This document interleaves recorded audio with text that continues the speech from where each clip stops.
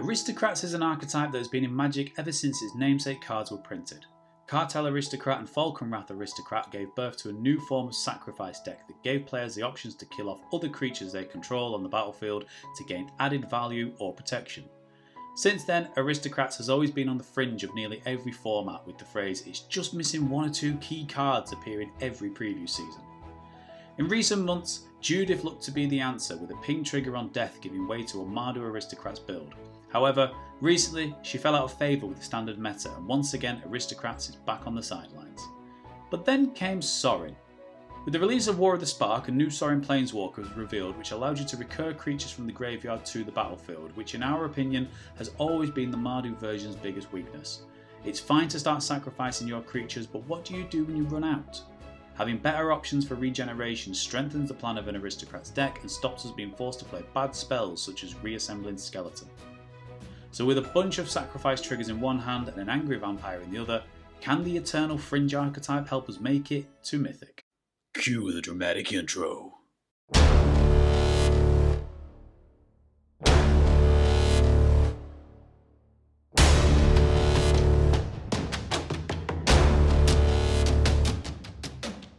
The purpose of the deck is to let our creatures die for value, with the main two being so we can draw cards with Midnight Reaper, as well as gain life whilst draining our opponents with Cruel Celebrant. To do this, we need creatures to sacrifice, but ideally ones that generate their own value on death. Hunted Witness, Type Taker, and Orzhov Enforcer all generate tokens with abilities when they die, replacing themselves on the battlefield. Gutterbones is a cheap early creature that can return from the graveyard and be replayed. Other than combat, we run 2 sacrifice outlets to help our creatures die. Priest of the Forgotten Gods also forces our opponents to sacrifice a creature, as well as ramping us slightly in black mana. And Playcrafter not only gives us a sacrifice outlet on entry, but forces our opponents to sacrifice a creature or planeswalker as well. We then run Recursion through Sorin, who has had the added benefit of giving our creatures lifelink on our turn. He can also deal 1 damage to a planeswalker, helping remove any that are sat at 1 loyalty with a static ability that is hindering our game plan. Finally, we run 4 Revival Revenge, as all our creatures cost 3 or less, so we can always return something from the graveyard to the battlefield. We start this run having reached Platinum 3, so let's see how this deck does. Here's the gameplay. We keep a 7 that has some good early plays, however we are missing a black mana source. We start by casting a Hunted Witness and pass. Our opponent plays a Llanowar Elf and passes back. We play a Type Taker on turn 2. The taxing effect can often disrupt an opponent's planned line of play, and the Afterlife gives us a flyer which could be strong against a green deck. We attack with the Witness for 1 and pass. A second forest from our opponent, and they cast a Jadelight Ranger who explores into a land and another Llanowar Elf. They ditch the elf into the graveyard and pass. We draw a second Hunted Witness for turn and still have no black mana. We cast the Hunted Witness and decide not to attack, as we would rather block any potential attacks and get some tokens. On their turn, our opponent attacks with a Jadelight and we double block with the Witnesses, gaining 2 tokens after damage. They then cast 2 Growth Chamber Guardians to end their turn. Once again, we do not draw a black source and our game plan has really stumbled, so we pass. Our opponent attacks with both Growth Chamber Guardians, leaving up enough mana to adapt one of them. We chump with the lifelink tokens and they follow up the attack with the Merfolk Branchwalker. They put a Spellbreaker into the graveyard, which signals they have no red mana and are digging for a mountain.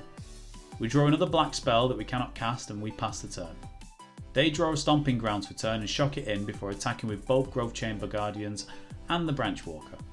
We block to trade with the Branchwalker before they cast Colossus to give it +4/+2 and trample. We take 10 damage and are left with a lonely 1/1 Spirit token. Finally, we draw a black source, although it does feel too little too late. We cast the Orzhov Enforcer to try and put our opponent off attacking, as the Enforcer has Death Touch. We pass back to them and they cast Rhythm of the Wild. They follow this up with a Growth Chamber, giving it haste off the Riot. We block the previously adapted Growth Chamber with our Enforcer and chump the Branchwalker with our token. We draw a Revival for turn and use it to bring the Enforcer back so we can at least kill something on defense. We also cast Gutterbones, but as he comes in tapped, he really is no use in his current board state. Our opponent casts Gruul Spellbreaker, stacking the Riot triggers to give it haste and a +1/+1 counter. We block both Growth Chambers to stifle an instant win with Adapt and go down to 1. We draw a Godless Shrine of all things, meaning that we are unable to double spell this turn to have a chance of surviving, and we concede the game. Not the start we were looking for, really. We keep a 7 with our early plays in hand, however the shock lands could be an issue if we are against any kind of aggro deck. Our opponent leads with a mountain and passes. We draw a second Sorin and shock in a shrine to cast Gutterbones. Island from our opponent and they cast Ogre of Bolas, who has an extremely frustrating 3 toughness, so it looks like we'll not be attacking for a while. Ogre reveals a lightning strike and they pass the turn. We draw a second Gutterbones and double cast it along with the Hunted Witness. No land drop from our opponent and they pass. We draw a Plains, giving us our 4th land for Sorin next turn. We play Godless Shrine tapped and cast the Tithe Taker, hoping that the tax effect will stifle them even more after missing a land drop. One whole farthing! In response, our opponent casts Lazartap Plating to amass 1 and we pass the turn. They opt on their main phase to look for a land, which they find and they play an island. We play the Plains and cast Sorin, thinking we can get rid of the 1/1 with his plus ability, and it is only then we realise he can only ping a player or a Planeswalker. Did you read the card? Reading the card explains the card. We ping our opponent for 1 and decide not to attack as the trades are not favourable. They shock our Sorin on end step and take him to 4 loyalty. On their turn they tap out to cast Saheeli and pass. We draw another land and cast Playcrafter with the thinking that they will sacrifice the army token. The 3 power also gives us a creature that can attack through the Ogre. We ping the Saheeli to make a start on removing her and attack with all our creatures. It blocks our Gutterbones, which is fine as we can get it back. In hindsight, we should have attacked Saheeli as Sorin could get rid of her next turn. On their turn, our opponent plays the 4th land and does nothing. We draw a second Playcrafter. We cast the Gutterbones we brought back to our hand the previous turn before casting the second Playcrafter, sacrificing the Gutterbones to its ability. In response, our opponent shocks our Sorin, which creates a servo who they sacrifice to the Playcrafter. We learn from our mistake and attack Saheeli with everything. They block our Tithe Taker and shock a Playcrafter, creating another servo, and Saheeli takes 1 from the Hunted Witness. We tick up Sorin to ping Saheeli for 1 before passing the turn. On their turn they cast Mizium Tank, which is a very underrated card in our opinion, so it's nice to see it being played in a deck that can maximise its abilities. This creates them a second servo and they pass the turn. We draw a 3rd Sorin for turn. We tick up the Sorin on board and take Saheeli down to 1 before attacking with the Spirit token to see her off. They cast a lightning strike on our token and we pass the turn. Terramander from our opponent, which they immediately adapt to make it into a 5/5, blocking any potential flyers we create. We tick up Sorin and finally get rid of Saheeli before casting the Tithe Taker we drew for turn. We don't attack as we will need blocks for the tank if they animate it. On their turn they cast a second Saheeli which animates the tank. They then use Saheeli's copy ability to turn a servo into a Terramander, which they then adapt to have 2 5/5 flyers. They attack our Sorin for 10, which kills him before passing the turn. We draw another Tithe Taker, which we cast as the double tax clause may stop them from double spelling in 1 turn. We attack Saheeli with everything to try and clear their board whilst the big creatures are tapped. They double block the Playcrafter to make sure it dies, and wouldn't it be a shame if something could bring it back?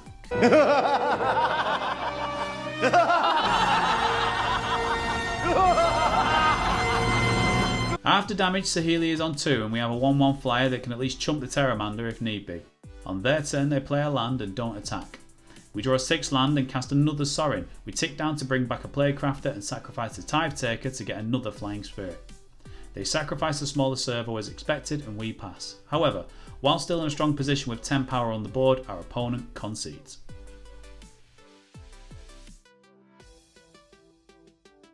In Game 3 we kept a hand with both colours and a Priest of the Forgotten Gods, which will hopefully allow us to do some horrible self-sacrifice things to upset our opponent. We find ourselves in a position where over the next couple of turns we can sacrifice creatures that replace themselves with tokens, all the while keeping our hand fueled with card draw from the Midnight Reaper.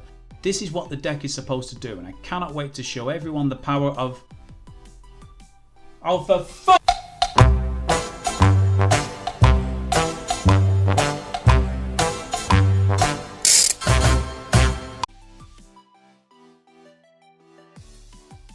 We mulligan a 1-lander as previous experience has told us that we definitely need both colours for the deck to function. We draw an equally bad 6. We stick with a 5 that has at least both colours and a couple of early plays. We keep a Hunted Witness on top as the lifelink token can help stabilise us whilst we try and draw ourselves into the match. We shock in a shrine and cast a Hunted Witness to begin. Our opponents dance with a mountain and a firebrand which they do not attack with. We assume this is so they can get rid of our Hunted Witness at instant speed. We play the Plains and cast Cruel Celebrant. They choose not to ping our Witness and she resolves. We then attack as the Hunted Witness dying will at least give us some life back. A second Firebrand from our opponent and once again no attacks. We draw land number 3 so we can cast the Midnight Reaper, meaning we will hopefully draw some extra cards. The life loss is also negated by the Cruel Celebrant, giving us a fighting chance against burn. We decide not to attack and pass the turn to our opponent, who misses a land drop and does nothing on their turn. We draw a 4th land so we can at least cast anything we draw in the next couple of turns. We cast a second Hunted Witness and pass the turn. On end step, they lightning strike us for 3 before passing back, still missing a 3rd land. Gutter Bones is our draw, so he enters the fray. We attack with the Midnight Reaper, ideally hoping that they kill it so we can draw a card. Our opponent uses both Firebrands to kill the Reaper, who draws us into a Priest, which we then cast before passing the turn. On their turn, they shock our Priest. Ooh!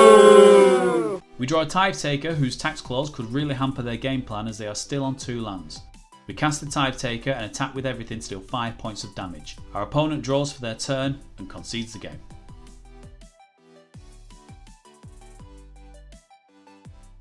We keep our 7 with both colours and spells we can afford. We play a Plains and pass. Our opponent plays a Mountain and has nothing to follow. We draw a 3rd Celebrant and cast 1 before passing. We assume it is mono red again, so if we can get 2 of these to stick around, the additional life gain should really help us get our engine online. Typically, they shock it on end step. On their turn, they cast a Pyromancer and hit us for 2 damage before passing. We draw a Sorin and cast a 2nd Celebrant. Steamkin from our opponent followed up with another shock to our Celebrant before attacking us for 2. We draw a 4th land and double spell with a Tithe Taker and a Celebrant. On their turn, our opponent casts a Firebrand followed up with a 2nd Steamkin. This makes the original Steamkin a 4/4 which they attack with alongside the Pyromancer.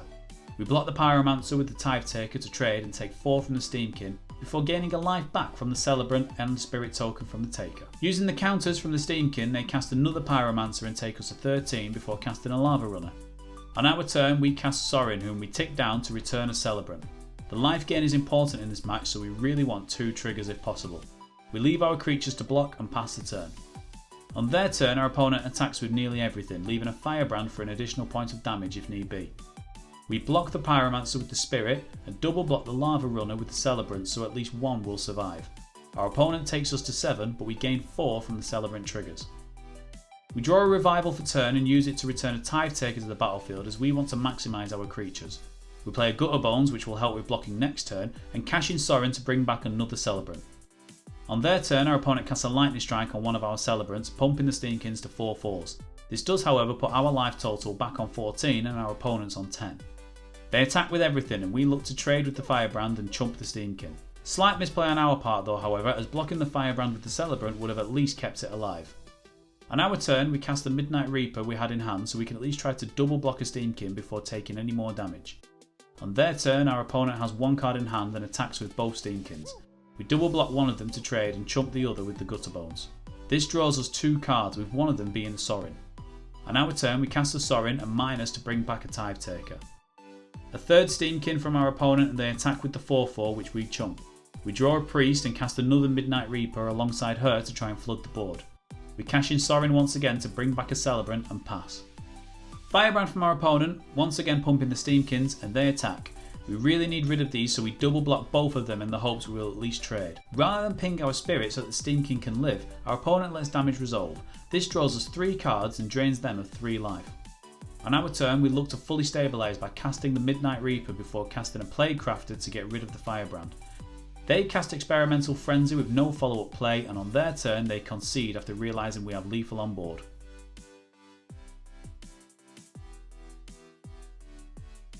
We keep a 2-land hand with some early plays and a Priest. Our opponent leaves with a tap Stomping Grounds after a mulligan to 6. We draw a Sorin, shocking a Shrine to cast a Hunted Witness, which on reflection really should have been a Gutter Bones. 2nd land from our opponent and no play, suggesting they are holding up removal. We draw a 3rd land and attack for 1 with the Witness before casting the Priest to get her online for next turn. Unfortunately, she takes a Lightning Strike on end step. Your music's bad and you should feel bad. Turn 3 from our opponent and they cast a Spellbreaker, choosing to give it a counter from the Riot ability. We draw the 4th land we need for Sorin next turn and cast Plague Crafter to force them to sacrifice the Spellbreaker. Land number 4 from our opponent and they cast a Phoenix. This is possibly the most problematic card for our deck as we run no exile removal and the ability to come back can stifle our game plan. We play land number 4 and look to try and remove the Phoenix. We attack with the Plague Crafter, hoping to God our opponent blocks. This is so we can then cast Sorin, return the Plague Crafter and get rid of the token. Our opponent takes the bait and blocks with the Phoenix and our plan comes together. a rinky tinky tinky. A second Spellbreaker from our opponent and they give it haste before attacking the Sorin. As the Spellbreaker is trampled, we see no value in blocking, so we let Sorin die. We draw a Midnight Reaper for turn so we can try and draw some cards. We shock in a Shrine and double spell a Gutter Bones and a Hunted Witness. We attack for 3 with the Plaguecrafter and pass. On their turn, our opponent casts Goreclaw and chooses not to attack. We draw a land and attack with the Plaguecrafter and the Midnight Reaper. Our 3-power creatures will trade with any blocks they make, and if they choose not to block, we can deal 6 points of damage and double block the Spellbreaker on their turn. They decide to take the 6 and we pass. Paradise Druid from our opponent leaves them with no cards in hand. They attack with the Goreclaw and the Spellbreaker, and we double block the Spellbreaker to see it gone.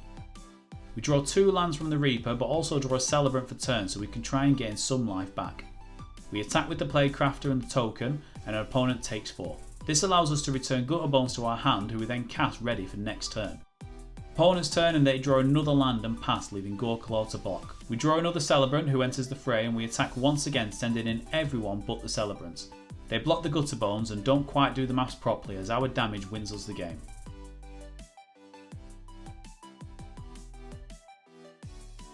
We followed this up with another victory against White Weenie, in which casting and then regenerating our Plaguecrafters kept our opponent at bay before they conceded the game. We finished this run 2 places off Platinum 2 after winning 5 out of 6 games. Due to work commitments, we haven't been able to play as much this week, so hopefully we can try and make a last minute push on the ranking before the month is out. Overall, this deck is very strong, and if you like playing decks with an engine and lots of triggers, it is one I would recommend. It may be worth looking at tweaking it to include some removal, and its biggest weakness is definitely Cry of the Carnarian. I will say, however, that it is a very fun deck to play, particularly if linear aggro is not your style. Let us know what you think of the deck in the comments below. Is there anything you would change, and do you think cutting red was the right decision? If you would like to follow our progress and be notified when we release new videos, be sure to subscribe and click that bell icon. You can also follow us on Facebook and Twitter at Making Mythic, where we post all our videos as well as Magic the Gathering memes to brighten your day. Thank you very much for watching, and we'll see you next time.